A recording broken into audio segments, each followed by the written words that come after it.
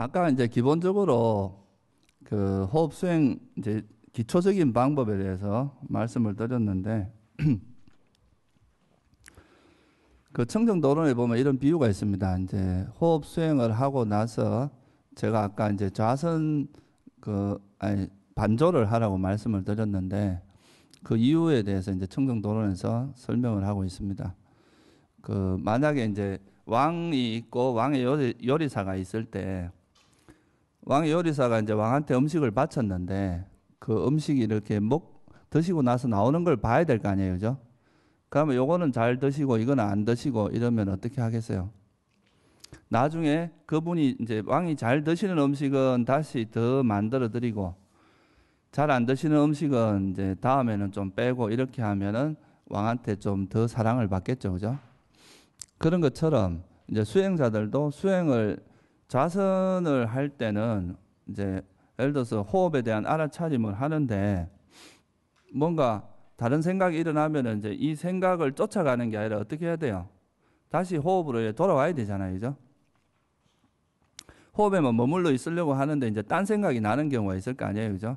그럴 때는 이제 그 생각을 버리려고 할 필요가 없습니다. 억지로 예를 들어서 뭐 화가 났는데 왜 화가 나지? 이거 좀 뭐 없어졌으면 좋겠다. 이렇게 하는 그 자체가 생각이 자꾸 진행되게 하는 거기 때문에 그렇게 생각을 억지로 버리려고 하지 말고 이때는 그냥 생각이라고 하는 것은 내버려둬도 일어난 생각은 어떻게 하게 돼 있어요?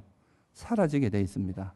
그러니까 그 모든 현상들은 무상한 것이니까 그것은 어차피 사라지게 돼 있기 때문에 구태여 여러분들이 버리려고 애쓸 필요 없이 그냥 내버려 두면 그것이 이제 사라지게 돼 있으니까 호흡의 알아차림마다 딴 생각으로 자꾸 이제 도망가면은 그거를 이제 그냥 알아차린 즉시 빨리 호흡으로 돌아오기만 하면 돼요. 이건 어차피 사라지게 돼 있고 여러분이 마음대로 통제할 수 있는 게 아니기 때문에 그런 식으로 이제 수행을 하면 되는데 그래가지고 1시간 동안 만약 이제 수행을 했다. 한 50분이나 1시간을 했다고 치면 끝나고 나서 바로 그냥 자리에 일어나서 그냥 가는 것은 자기가 이제 그 수행을 통해서 쌓인 노하우를 경험을 그냥 놓쳐버리는 게 될 수가 있습니다. 그러지 말고 수행이 끝나면 잠깐이라도 한 5분이라도 앉아서 아까 이제 내가 요리사 비유를 말씀드렸지만 요렇게 수행을 할 때는 내가 잘 됐고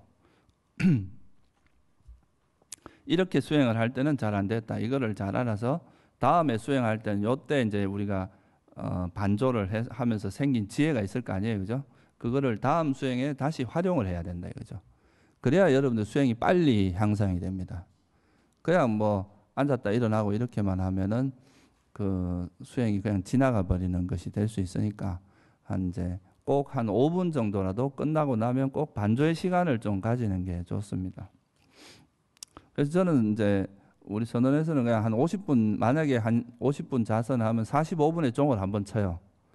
그럼 이제 45분에 이제 잠시 이제 그 수행하는 데서 잠시 멈추고 그 5분, 남은 5분 동안 이제 반조를 하고 그리고 나서 이제 종을 치면 그 자선을 끝내는 식으로 그렇게 하고 있는데요. 그거는 상당히 이제 지혜를 개발하는데 굉장히 좋은 방법이다. 그리고 그래서 그렇게 하시는 게 좋을 것 같고요. 그렇게 하시다 보면 이제 호흡에 대한 알아차림 처음에는 아까 어떻게 한다 그랬어요? 이제 그 숫자나 이런 걸 좀 세고 그리고 이제 명칭을 붙이기도 하고 숨이 긴지 짧은지도 관찰하고 이렇게 하다 보면 숨만 알아차리는 것이 조금 더 익숙해진단 말이에요. 그러면 이제 나중에 이건 다 좀 뒤로 물러내고 다시 또 숨만 알아차리는 거죠. 또 숨만 알아차리면 하는데 또 번뇌가 너무 많이 일어난다. 그럴 땐 다시 또 숫자를 좀 세도 괜찮습니다. 이렇게 반복하다 보면 나중에는 이제 숨에만 알아차림 하는 것이 특별히 다른 번뇌가 거의 안 일어나고 숨만 알아차리는 것이 뭐 한 5분이나 이 정도 만약에 지속됐다. 뭐 다른 생각 일어나더라도 잠깐 일어나고 이런 거는 사실 수행에 크게 영향을 안 주거든요. 그런 정도로 해서 한 5분 정도가 만약에 지속됐다 그러면 그때는 다음 단계로 넘어가도 됩니다. 그게 이제 세 번째 단계인데 숨의 전 과정을 알아차리는 단계입니다. 이건 아까 말씀드렸듯이 아까는 그 경전에는 뭐라고 돼 있었어요? 온몸을 경험하면서 이렇게 돼 있었죠. 그죠? 여기서 말하는 온몸이라고 하는 것은 숨의 전체 과정을 이야기하기 때문에 제가 말을 약간 바꿨습니다. 숨의 전 과정을 알아차리라. 이거는 이제 뭐 어떻게 이해를 하시면 되느냐 하면, 자, 예를 들어서 톱을 갖고 비유를 해보면, 톱이 있으면 여기 톱날이 있겠죠. 그죠? 톱날이 이렇게 쫙 무수히 많이 있습니다. 그러면 여기 나무가 있어요. 나무가 있고 톱날을 이렇게 씁니다. 그죠? 톱을 이렇게 썰면 이 나무가 있는 데서 톱날이 첫 번째 톱날, 두 번째 톱날 다 여기를 부딪히고 지나가겠죠. 그죠?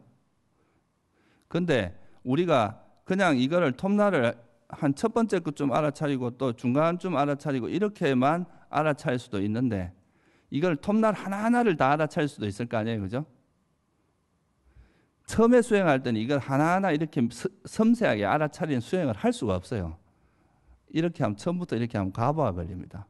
머리에 가부가 걸려가지고 소위 말해서 상기가 된다거나, 상기라는 게 이제 결국은 뭐 이렇게 혈압이 올라오는 그의 일종이거든요. 그렇게 되면은 이제 수행하는데 두통이 따르고 문제가 생겨요.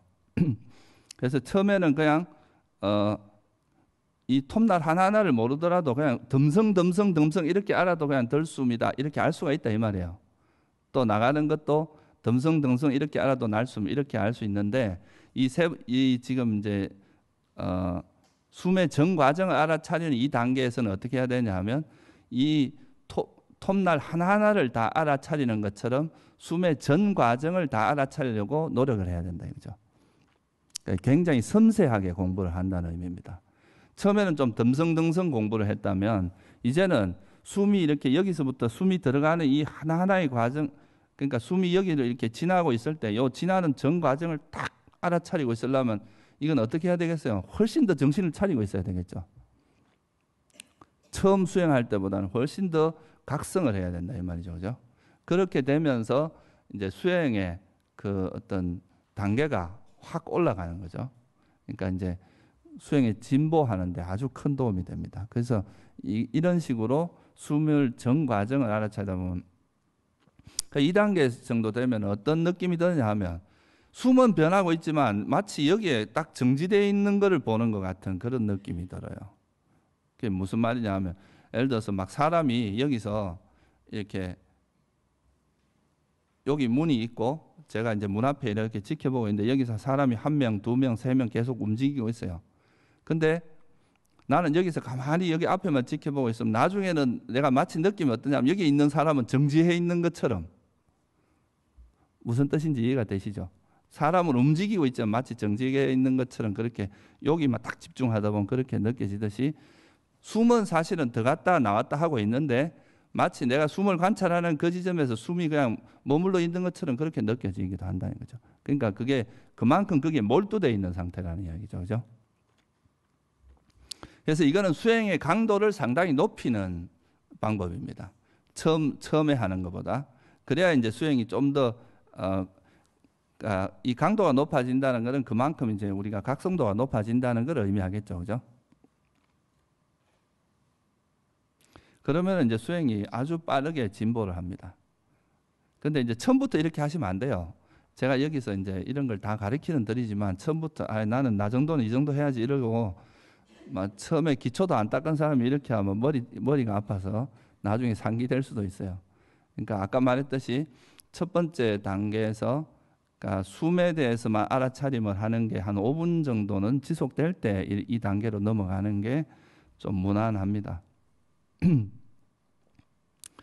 그리고 이제 이렇게 되고 나면 그 다음 단계가 뭐냐면, 이게 이제 경전에서는 4단계로 설명을 했는데, 이제 이게 지금 1, 2단계를 한꺼번에 한다고 친다면, 이제 첫 번째, 두 번째가 첫 번째, 그냥 숨을 그냥 숨만 알아차리는 게 첫 번째고, 숨의 전 과정을 하는 게 두 번째. 그 다음에가 뭐냐면 숨을 이제 고요히 하는 건데, 이건 무슨 말이냐 하면요, 내가 이거 호흡을 관찰하면서 계속 숨을 더 고요하게 해야지 이러면은 그 자체가 이제 우리 마음을 고요하지 않게 만들게 한다는 거죠. 그죠? 그래서 그렇게 한다는 게 아니고, 이 경전에서 뭐라고 설명이 되어 있느냐 하면은, 몸의 작용을 편안히 하면서 들이쉬리라며 공부 짓고 몸의 작용을 편안히 하면서 내쉬리라고 공부 짓는다. 이렇게 돼 있어요. 그러니까 이 말은 무슨 말이냐 하면, 그러니까 몸의 작용을 계속 편안하게 한다는 게 아니라 자선하기 전에, 내가 예를 들어서 지난번에 이제 1시간 전에 자선을 할 때는 마음이 참 이렇게 고요해졌어요. 그러면 마음이 고요해지는 것에 따라서 숨도 같이 고요해집니다. 그래서 숨도 아주 고요해집니다. 그러면 지난번보다 내가 조금 더 고요한 상태로 가봐야 되겠다. 지난번 시간보다는. 그렇게 자선하기 전에 결심을 합니다. 지난보다는 조금 더 고요한 상태를 경험하겠다. 이렇게 하고 이제 수행에 들어가면 그 다음에는 수행이 저절로 이제 그 수행을 할 때는, 그러니까 할 때 계속 고요하겠다 이렇게 생각하는 건 아니다 이 말이에요. 자선하기 전에 그렇게 결심만 하고 들어가면 저절로 이제 수행이 그렇게 나아가진다는 거죠. 그러니까 이제 수행의 방향성만 잡아주는 거예요. 좀 더 고요하겠다. 그렇게 하면서 이제 숨을 고요해 나가는 겁니다. 그래서 이 단계가 이제 호흡 수행에서 약간 이제 변화가 일어나는 단계예요. 처음에는 이제 숨이 우리가 자연스러운 호흡에서는 그냥 일반적으로 알기가 쉬운데, 이 호흡 수행이 조금 어려운 측면이 바로 여기에 있습니다. 보통 일반적으로 예를 들어서 우리가 우리나라에서 많이 하는 연불 수행 같은 거, 관세음보살 이렇게 한다 그러면 이거는 대상이 되게 뚜렷하죠, 그죠? 대상이 뭐라는 게 명확합니다. 근데 이건 수행이 많이 나아가도 이 별 변화가 없어요, 대상이, 그죠? 근데 호흡 수행 같은 경우는 수행이 잘 되면 잘 될수록 숨이 점점 미세해져 갑니다. 그러면은 이 대상이 갈수록 뚜렷해진다기보다 더 미세해져 가는 거예요. 그래서 이게 수행이 어느 정도 되고 나면은 숨이 마치 없어진 것처럼 느껴질 수가 있어요. 이게 하나의 고비입니다. 이제 호흡 수행을 할 때 고비이기도 하고, 이렇게 됐다는 것은 수행이 그만큼 좀 향상되었다 이런 의미도 돼요. 그래서 이제 숨이 막 이렇게 고요해져 가기 때문에 숨이 고요해지는 것에 비례해서 알아차림이 따라가질 못하면 숨이 마치 없어진 것처럼 느껴집니다. 근데 뭐 살아있는 사람 중에 숨 안 쉬는 사람이 어디 있겠어요, 그죠? 숨이 없어진 것이 아니라 숨이 너무 고요해지기 때문에 그걸 못 쫓아가는 거예요, 알아차림이. 그럴 때는 이제 더 그냥 딴 거를 이 숨을 알아차리기 위해서 일부러 숨을 거칠게 만들거나 이런 행동을 하면 안 됩니다. 그거는 벌써 그만큼 고요해졌다는 거는 이제 숨이 아주 고요해지고 마음도 고요해졌는데 의도적으로 이걸 이렇게 거칠게 만들어버리면 그 고요해진 상태를 스스로 깨는 꼴밖에 안 되잖아요, 그죠? 그래서 그런 상태에서는 그냥 가만히 정신만 딱 차리고 있으면서 가만히 그 자리 지키고 있으면 숨이 다시 나타난다는 거죠. 일부러 그러니까 숨을 의도적으로 거칠게 하려고 하지 말고 그냥 그 자리에서 가만히 정신만 차리고 있으라 이거예요. 그렇게 하다 보면 이제 숨은 나타나기 때문에, 그렇게 해서 이 고비만 넘어가면 그 다음에 니미따라고 하는 게 생기기 때문에 수행하는 게 훨씬 쉬워집니다. 그래서 이제 숨을 고요히 해 가는 단계에서 이제 그렇게 하고, 그리고 아까도 이제 말씀을 드렸지만 숨을 쫓아가지 말고 이제 숨의 전 과정을 알 때는 이 어디에서 그냥 내가 만약 처음에 숨을 어느 지점에서 관찰했으면 그 지점에서 계속 관찰을 해야 된다 이거예요, 그죠? 자꾸 쫓아다니면은 안 되는 거죠, 그죠? 그래야 이제 숨이 더 고요해지고, 그러고 그 자리에서 관찰해야 숨의 전 과정을 알 수가 있어요, 그죠? 쫓아다니고 이러면은 숨의 전 과정을 아는 것에 실패한다 이거예요. 마치 톱이 있는데 톱을 이렇게 썰면 나무는 가만히 있잖아요. 톱만 왔다 갔다 하는 거잖아요, 그죠? 그런 것처럼 이제 숨을 관찰하는 그 지점은 하나로 정해져 있어야 그게 우리 마음이 거기서 이제 그 숨을 쫓아가지 말고 한 곳에 있어야 집중력이 아주 강해진다는 거죠. 그래서 지금 이제 첫 번째 숨만 알아차리는 게 첫 번째 단계고, 두 번째는 숨의 전 과정. 숨의 전 과정은 아까 말했듯이 들어가는 숨을 이렇게 알아차리는 그 지점에서 계속 관찰하는 거예요. 그 다음에 이제 숨을 고요히 하겠다 하고 이렇게 관찰하다 보면 숨이 점점 고요해진다 이 말이에요. 이제 요거는 그 세 번째 단계로 이야기할 수 있습니다. 그러면 이제 숨이 고요한 숨이 되는데, 이 고요한 숨에서는 아까 말했던 그런 맹점이 있어요, 그죠? 숨이 고요해지는 것에 비례해서 알아차림이 못 쫓아갔을 때 이제 숨이 마치 사라진 것처럼 느껴지는데, 요것마저도 극복을 하면 아무리 숨이 고요해져도 이걸 알아차릴 수 있게 됩니다. 이게 이제 수행의 한 고비이긴 한데 요 단계만 넘어서면 그러면 이제는 어떤 현상이 나타나냐 하면 이 숨이 고요해지는 거에 비례 고요해진다는 거는 다른 말로 하면 뭐냐 하면 그 뭐겠어요? 번뇌가 그만큼 이제 장애 요소가 그만큼 사라진다는 걸 의미하겠죠, 그죠? 마음에 이런 이제 그 삼매를 방해하는 요소가 점점 버려지는 거에 비례해서 마음은 더 고요해지겠죠, 그죠? 그러니까 선정을 방해하는 최고 그 방해하는 요소는 5가지가 있어요. 감각적 욕망, 그 다음에 성냄, 적이라고 하죠. 그 다음에 해태혼침, 들뜸 후회, 의심이라고 하는 요 5가지가 장애 요소인데 요것이 이 5가지 장애 요소가 우리가 이제 삼매에 드는 걸 방해하는데 호흡에만 자꾸 알아차림 하다 보면 이것이 점점 사라져 가지고 나중에는 이제 이런 것이 거의 일어나지 않는 상태가 되는데 그렇게 되면 우리 마음이 굉장히 순수해지면서 마음이 밝아지면 밝아질수록 이제 마음이 순수해지면 순수해질수록 우리 마음은 광명이 생깁니다. 밝아져요. 그거를 우리가 뭐라고 하냐면 이제 안구따라 니까야나 안구따라 니까에 보면은 어떤 이야기가 나오냐면 우리 마음은 본래 밝게 빛난다. 예? 그런데 이 우리 마음이 본래 밝게 빛나는데 그게 이제 번뇌나 장애 요소 이런 것 때문에 흐려져 있다는 거죠. 그런데 이 장애가 버려지면 우리 마음이 이제 아주 밝고 또릿또릿하고 깨끗한 상태로 변한다는 거예요. 근데 뭐 진짜 그 마음은 형체가 없기 때문에 마음 상태가 실제로 뭐 이렇게 밝아진다 이렇게 말한다기보다는 그런 어떤 여러분 스스로가 느껴지는데 이제 번뇌가 없어지면 정신이 또릿또릿해지고 마음이 아주 깨끗해지고 맑아지는 걸 느낍니다. 그렇게 되면서 숨이 미세해지는 거에 반비례해서 이 환하고 밝은 거는 더 밝아집니다.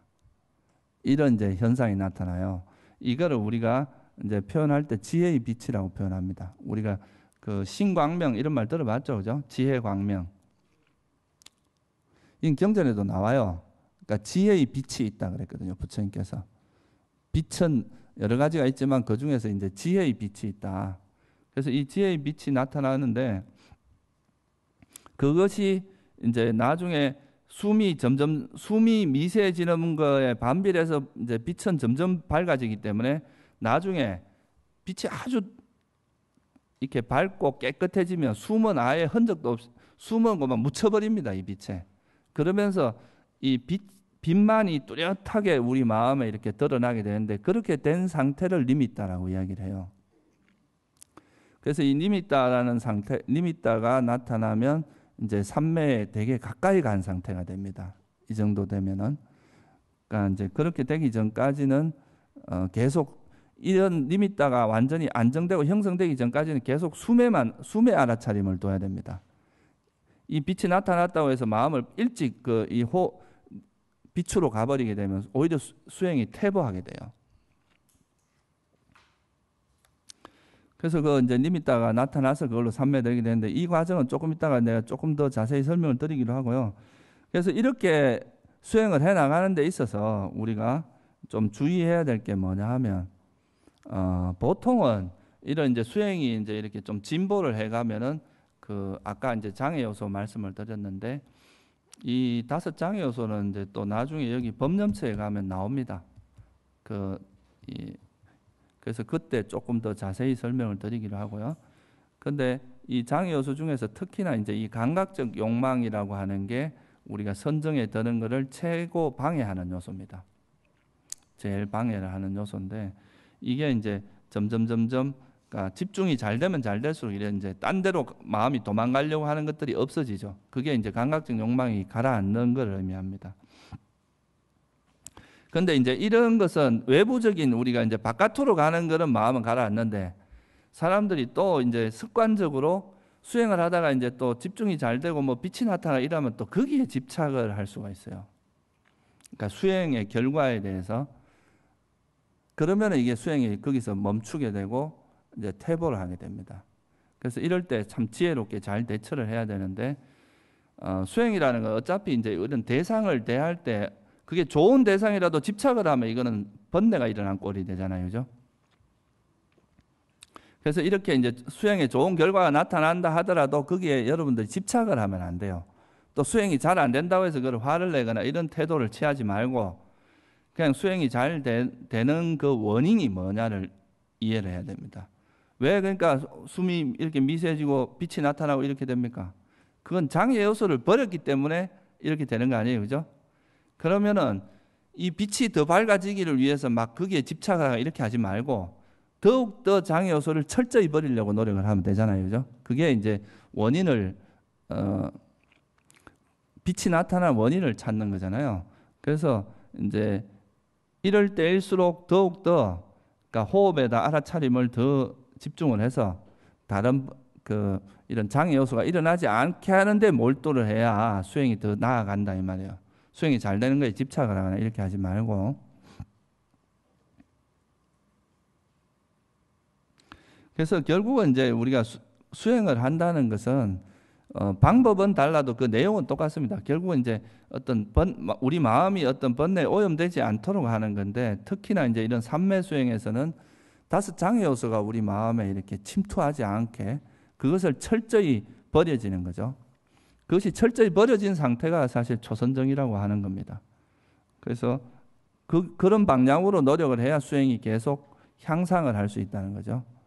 수행이 조금 잘 된다고 해서 거기에 딱 집착을 해버리면 수행이 오히려 퇴보하는 현상이 나타난다는 거예요. 그래서 이거는 뭐냐 하면 이제 이게 수행자의 아주 중요한 지혜인데, 그러니까 지혜로운 사람은 결과를 쫓아가지 않습니다. 지혜로운 사람은 항상 원인을 생각을 해요.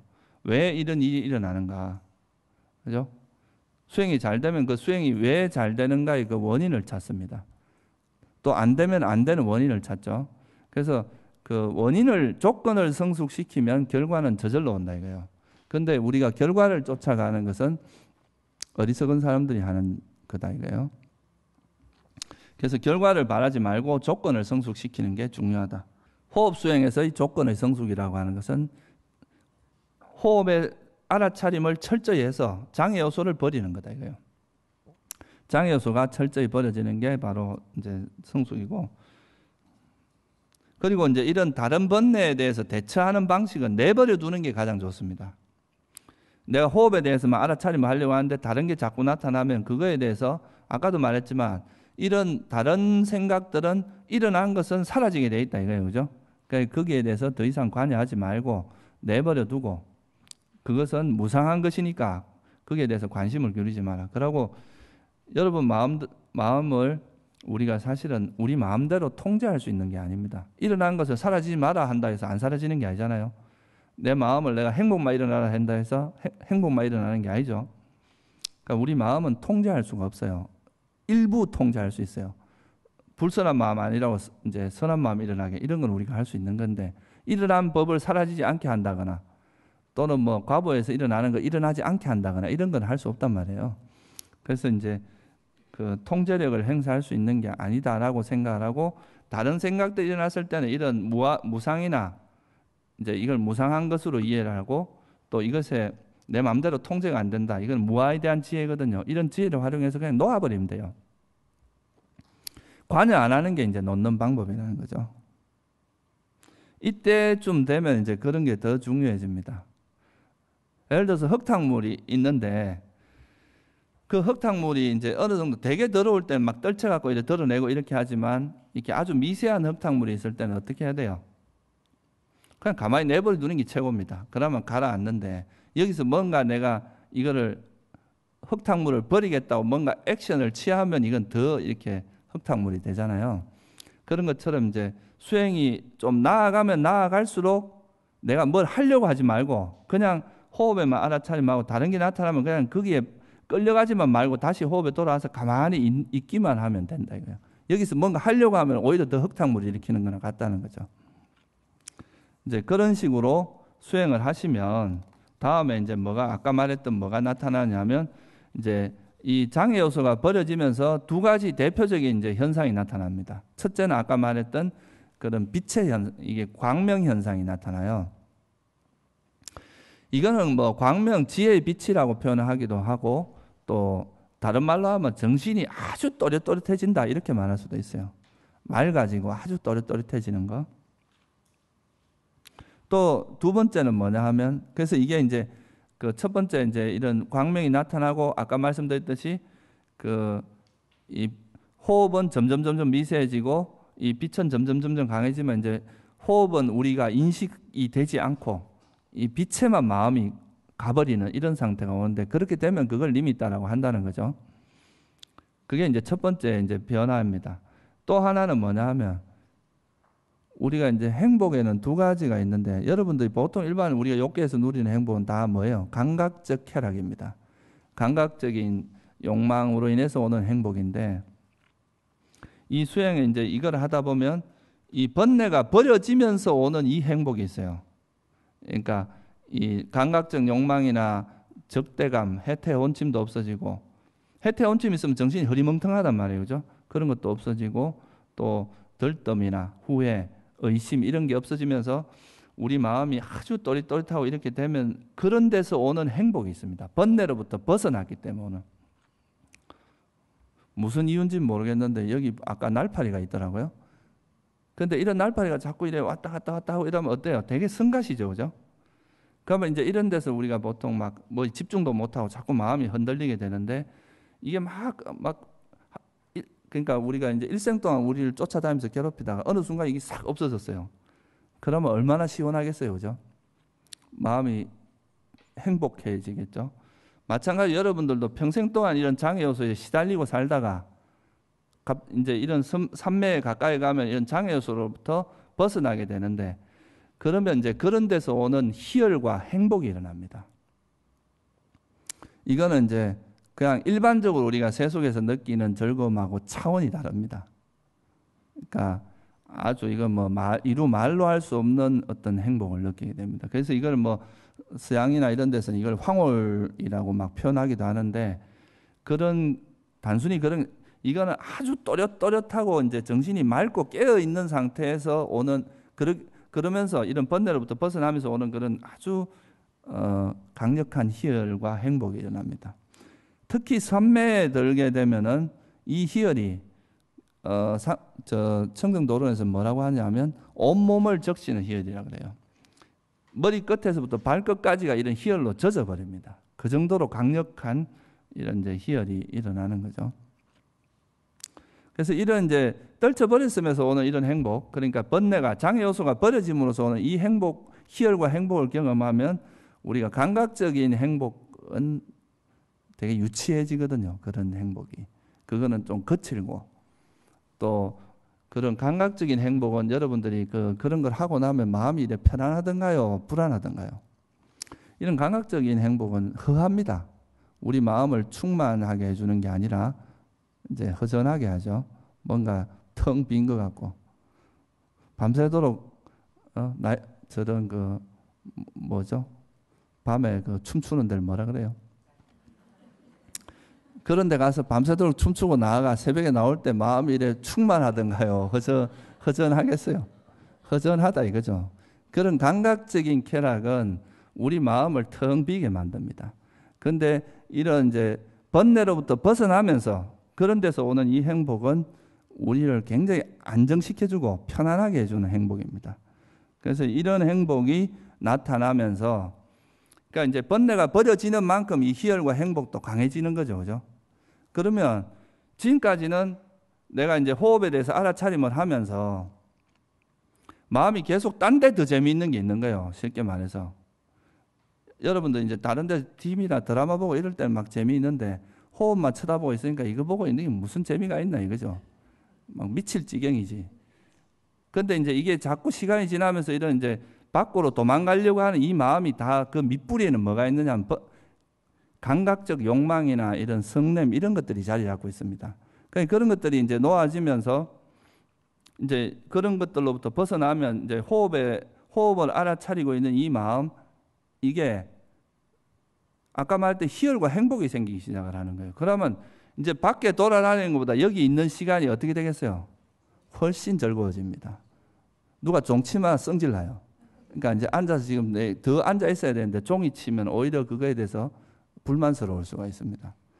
그러니까 이제 그 있는 시간이 행복해지고 즐거워지니까 이제 그런 것이 점점 강해지다 보면 그리고 또 이거와 더불어서 이 지혜 그 광명이라고 하는 니미따는 점점 더 밝아져요. 그러니까 마음이 여기에 같이 이렇게 빠져버리게 되겠죠. 희열과 행복도 함께 하면서.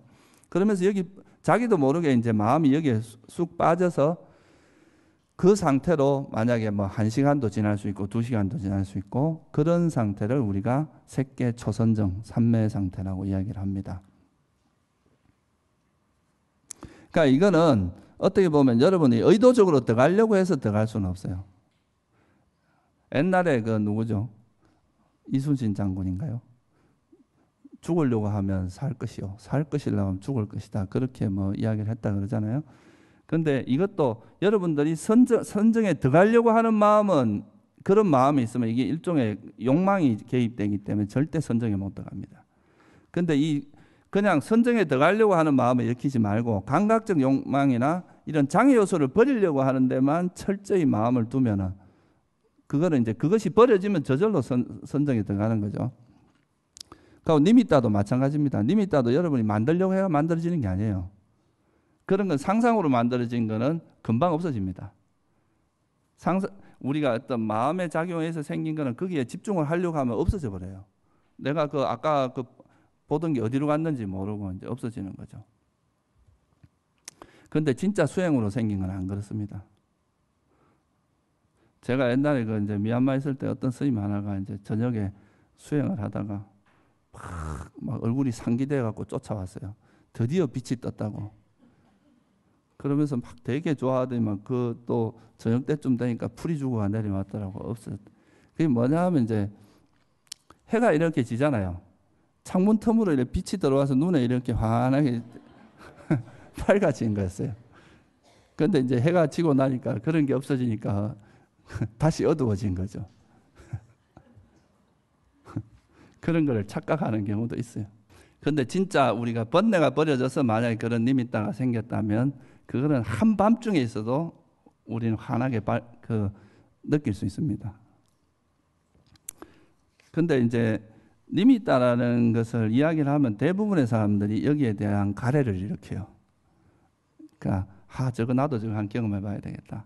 그 맨날 질문이 가래. 그리고 이게 이제 니미따. 그리고 또 니미따 그거 얼마나 하면 되냐. 이거 내가 지금까지 제일 많이 받아본 질문이 얼마 수행하면 니미따가 생깁니까? 이거예요. 근데 아까도 말했지만 이런 것은 니미따나 선정이라고 하는 것은 여러분이 얻으려고 하면 못 얻습니다. 100% 이거는 계속 그 번뇌가 이제 욕망이 작용하기 때문에 오히려 우리 마음을 자꾸 흔들어 버립니다. 그냥 내 마음 속에 있는 이 장애 요소를 버리려고 하는 거 거기에 몰두를 하고 그리고 호흡에만 알아차리면 여기에 마음을 두다 보면 저절로 생기는 거죠.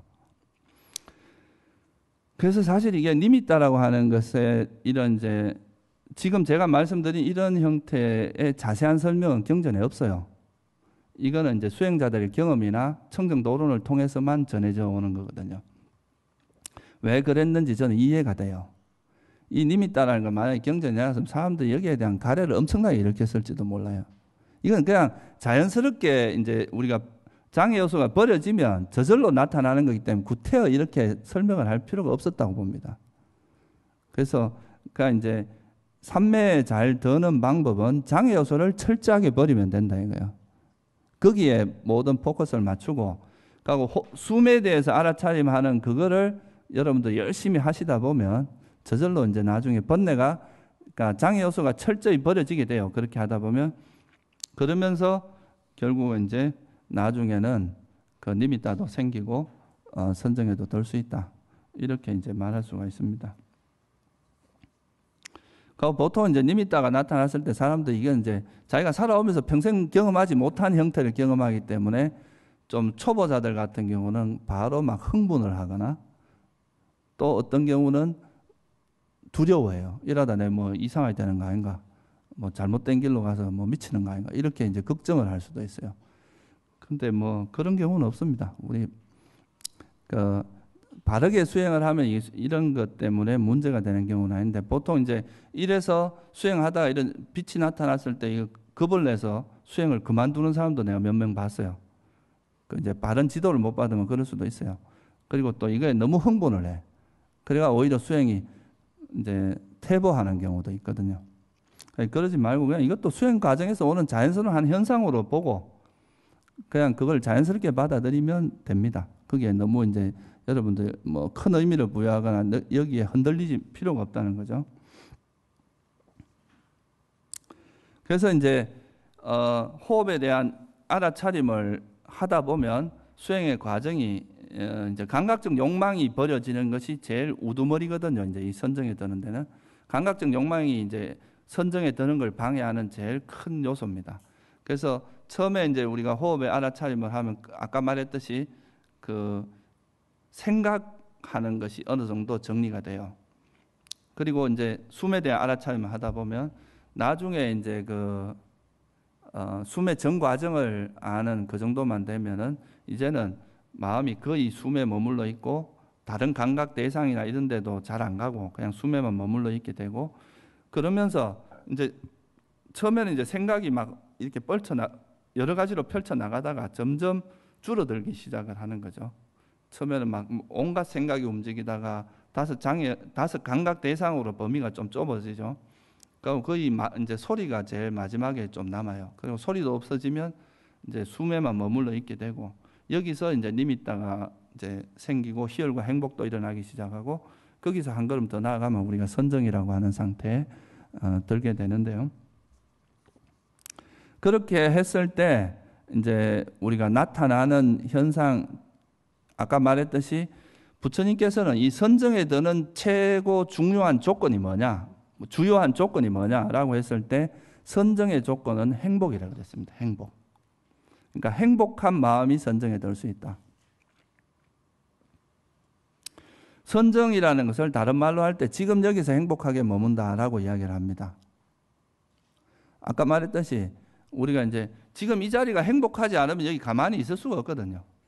그래서 아까 이제 이 번뇌가 버려짐으로써 오는 그 행복에 우리가 마음이 이렇게 머물러 그 행복에 젖어들다 보면 자기도 모르게 이제 여기에 그냥 빠져드는 거예요. 행복에. 그게 이제 선정 상태가 된다는 거죠.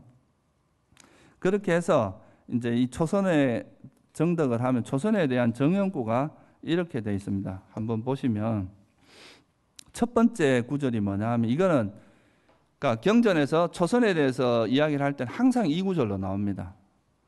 감각적 욕망을 완전히 떨쳐버리고, 첫 번째 구절이 이거예요.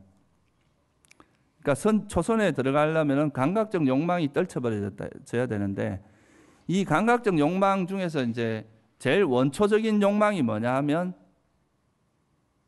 다섯 감각 대상에 대한 욕망입니다. 여러분들이 뭔가 보고 싶고 듣고 싶고 맛보고 싶고 냄새를 맡고 싶고 몸으로 이 감촉을 느끼고 싶은 이런 게 이제 가장 기본적인 욕망이라는 거예요. 그래서 이 다섯 가지 감각 대상에 대한 욕망이 딱 놓아졌을 때, 그럼 우리가 마음이 다섯 감각 대상 다른 어디에도 가지 않으니까 마음이 호흡에만 니미따에만 머물 수 있다 이 말이에요.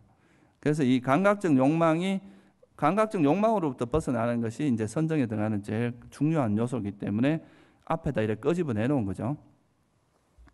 그리고 그 다음에가 뭐냐면 해로운 법을 떨쳐버린 뒤, 감각적 욕망이 버려진다는 이야기는 나머지 다섯 장애 요소도 다 버려졌다는 이야기입니다. 그래서 이제 감각적 욕망을 구태 이렇게 끄집어낸 건 이게 그만큼 중요하기 때문에 그렇습니다.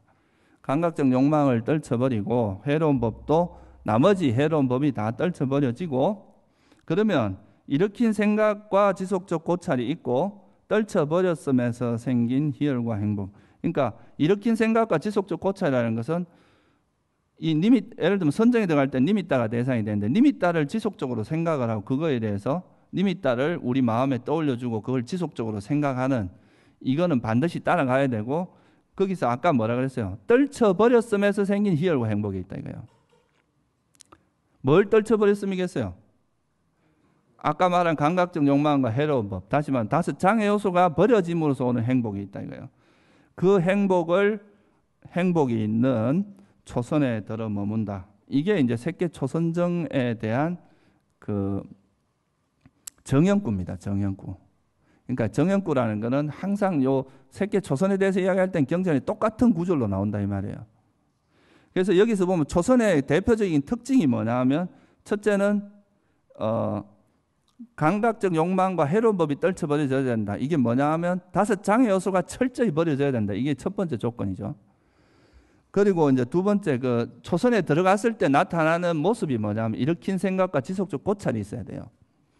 이건 니미따라는 것이 생겨서 그 니미따에 대해서 떠올려지고 그거에 대해서 지속적으로 니미따만 생각하는 이런 게 있어야 되고 그 다음에 그 떨쳐버리면서 생긴 희열과 행복이 있어야 됩니다. 그리고 초선정이라고 한다는 것은 거기에 이제 집중 상태가 있는 거죠. 그죠? 그래서 일으킨 생각, 지속적 고찰, 희열, 행복, 집중 요 5가지를 우리가 뭐라고 하냐면 초선의 구성 요소라고 이야기를 합니다. 초선정에 들어가면은 이 5가지 요소가 뚜렷하게 나타난다는 거죠. 그래서 이 초선정에 들어가게 되면은 여러분들이 이제 이런 니미따가 있고 그 니미따를 계속 이렇게 마음으로 탁탁 이렇게 받아들이는 그런 이제 일으킨 생각과 지속적 고찰의 작용이 있고 그 우리가 장애 요소로부터 벗어난 희열과 행복, 집중 이렇게 5가지가 있음으로써 거기에 이제 초선정에 들게 되는데 이 초선정의 특징은 첫째, 초선정에 들어있는데 소리가 들린다거나 이런 일이 있을 수 없습니다. 아까 초선정에 들어가는 제일 중요한 게 감각적 욕망이라 그랬잖아요. 버리는 거. 그 감각적 욕망 중에서 5가지 감각 대상에 대한 욕망이 버려져야 되거든요. 그러면 그거는 뭐냐 하면은 우리가 보고 듣고 하는 이런 것부터 완전히 벗어나야 됩니다. 그래서 선정에 들어갔는데 내가 소리가 들린다거나 눈으로 뭔가 보이는 게 있다거나 이런 일은 없다는 거죠. 여러분 몸이 느껴질 수도 없어요. 그냥 거기서는 오직 니미따를 아는 마음 외에는 아무것도 없는 상태가 됩니다. 그리고 여러분들 봄에 이렇게 날씨 좋고 이렇게 따뜻할 때 이렇게 선잠에 들면 어때요? 고요하죠, 그죠? 선정의 고요함은 그런 고요함이 아닙니다. 그런 거를 산매라고 생각하면 안 돼요. 옆에서 막 앉아갖고 꾹꾹 조는데 왜 좀 졸지 말고 일어나세요 하면 일어나서 내가 얼마나 적적성성했는데 막 그러냐고 막 이렇게 우기는 사람들이 있어요. 근데 이제 진짜 선정에 들어간 정신 상태는 정신적으로 완전히 각성되어 있는 상태입니다. 그렇게 졸음에 빠져 있고 고요한 그런 상태가 아니고 이거는 아주 깨어 있으면서 정신적으로 그러니까 만약에 내가 산매에 들었다 하면서 정신적인 흐리멍텅한 거는 절대 산매가 아닙니다. 그건 잔 거예요. 잠잔 거를 산매로 착각한 거라고 보시면 됩니다. 아주 또렷또렷한 정신 상태가 이루어지고 또 장애 요소가 철저히 버려져야 돼요. 그 선정에 들었다고 하는데도 아까 말했듯이 뭐 바깥 대상이 인식된다. 그런 있을 수 없다는 거죠. 그리고 여기서는 뭔가 시간이나 공간의 개념이 멈춰지게 됩니다. 거기서 시간 공간이 있다는 것은 생각이 움직였다는 뜻이거든요. 시간과 공간이 일어난다는 거죠. 근데 여기서는 절대 그냥 아까도 말했지만 니미따를 아는 그 마음 외에 아무것도 없다는 거예요. 그냥 니미따만 알고 있는 그 상태로 머물러 있기 때문에 그게 이제 선정에 들은 걸 여러분들이 간단하게 이제 구분할 수 있는 거고요. 그리고 뭐 이 초선을 바탕으로 해서 일으킨 생각과 지속적 고찰, 희열, 행복, 집중이라고 하는 이 5가지가 초선의 구성 요소인데 이 5가지 중에서 일으킨 생각과 지속적 고찰이 조금 더 거칩니다. 마음의 현상을 관찰해 보면 그러면 이거를 버리고 희열과 행복과 집중만 있는 선정에 들면 그게 2선정입니다. 그리고 또 희열을 버리고 행복과 집중만 있는 상태로 들어가면 3선정이고 그러니까 행복보다는 평온이 더 고요하기 때문에 평온 있는 상태로 가면 4선정이라고 이야기를 하는데 이거는 제가 여기서 너무 자세하게 설명을 안 드리겠습니다. 그냥 그렇게 해서 이제 새끼 4선정이 우리가 이제 호흡 수행을 통해서 갈 수 있는 최고 이제 단계라고 보시면 돼요. 4선정의 특징은 숨이 멈추는 겁니다. 그러니까 우리가 들어가고 나가는 이 숨이 없어져요. 그래서 그게 이제 4선정의 아주 큰 특징이라고 보시면 되고요. 그러니까 이 선정을 닦는 그 이유가 뭐냐? 그러면 우리가 이제 이렇게 해서 만약에 호흡을 통해서 이렇게 선정을 얻었어요. 그러면 이 선정 얻은 걸로 끝나는 게 아니라 이 선정에 들어갔다 나온 마음 상태가 거기 보면은 집중돼 있고 청정하고 깨끗하고 흠이 없고 오염원이 사라지고 부드럽고 활발하고 안정되고 흔들림이 없다. 이거는 뭐 우리가 좋다고 말하는 건 다 포함되어 있는 거죠. 그죠? 그러니까 우리 마음 상태가 그러니까 아주 맑고 깨끗하고 깨어있고 부드럽고 너무 좋은 상태다. 이거는 지혜가 생기기에 가장 적합한 그런 상태가 된다는 거예요. 그래서 이 선정에서 나와서 이 선정의 마음 상태를 가지고 우리가 원하는 쪽으로 마음을 기울이기만 하면 내가 원하는 걸 다 이룰 수 있다는 거죠. 만약 여러분들이 뭐 전생을 기억하고 싶다면 이 선정에서 나와서 이 전생 기억하는 쪽으로 하면은 물론 이게 뭐 다 선정만 얻는다고 다 되는 게 아니라 좀 훈련이 필요한데 그렇게 한다면 전생도 우리가 기억할 수도 있고 또 내가 만약에 보고 싶은 곳을 보는 천안통을 얻으려면 그것도 가능하다. 제일 중요한 거는 이 선정 상태는 모든 우리가 그 편견이나 장애 요소라는 게 이제 어떻게 보면 우리가 가질 수 있는 정신적으로 이렇게 꼬여 있는 게 없어진 상태잖아요. 그러니까 이런 상태로 우리가 세상을 보면 세상을 어떻게 보겠어요? 내 편견이 전혀 없는 상태로 정말 있는 그대로 볼 수 있다 이거죠. 근데 여러분들이 보통은 이제 내가 뭐 내 편견 없이 본다 하지만 자기도 모르는 미세한 번뇌가 작용을 대체로 합니다. 그러니까 편견이 작용을 하는데 이 선정 상태는 철저히 우리 마음을 비우는 상태거든요. 그러니까 그런 상태에 나와서 보는 세상은 정말 있는 그대로의 세상이다. 이거는 어떤 왜곡되지 않고 정말 있는 그대로의 세계를 볼 수 있는 그게 진리의 모습이라는 거예요. 이게 우리가 선정을 닦는 가장 중요한 이유입니다. 선정 자체가 중요한 게 아니라 이런 선정 상태를 나와서 우리가 진짜 진리의 모습을 있는 그대로 볼 수 있다는 거. 이게 선정을 닦는 가장 중요한 이유고 그래서 부처님께서 이런 선정을 많이 강조한 이유는 바로 여기 있습니다. 그래서 바른 선정은 그 밑에 보면 뭐라고 되어 있습니까? 이 깨달음으로 인도한다 그랬거든요. 이 부처님께서 말씀하신 이런 선정은 우리가 염오를 일으키고 또 이욕을 일으키고 해탈을 일으키고 열반으로 인도하는데 그냥 삿된 삼매 같은 경우는 이런 지혜가 그러니까 이 고요한 상태는 우리가 이룰 수 있지만 거기서 나와서 이 고요한 마음 상태를 가지고 지혜를 개발하는 메커니즘이 없다는 거예요. 그래서 이제 외도에 예를 들면 부처님께서 출가하셨을 때 처음 만난 제자가 알라라 깔람하고 라마푸따라는 제자가 있었잖아요. 그 두 사람이 결국 어떻게 했어요? 그 삼매는 얻었지만 깨달음으로 이어지지 못했잖아요. 그거는 이제 이런 선정 후에 그 윗바사나 수행이라고 하는 이런 지혜를 개발하는 그런 게 없었기 때문에 그렇거든요. 그런데 부처님께서 말씀하신 이런 선정은 그 선정에 들어갔다 나와서 그 선정을 이루고 있는 요소들을 이 선정의 마음을 이용해서 이 세상에 있는 모든 그 현상들이 무상고 무아인 거 그리고 실체가 없다는 이런 진리를 볼 수 있는 힘이 있기 때문에 이게 해탈로 인도한다는 거죠. 그래서 이제 여러분들이 이 아나파나사티라고 하는 이제 호흡 수행을 통해서 색계사선정에 들면 만약에 들 수 있다면 이 선정의 힘이 우리가 깨달음에 이르게 하는데 굉장히 중요한 조건으로 쓰입니다.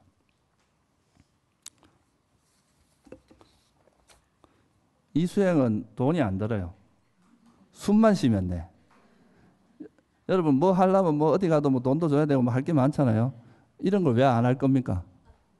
열심히 하세요. 예, 여기서 마치겠습니다.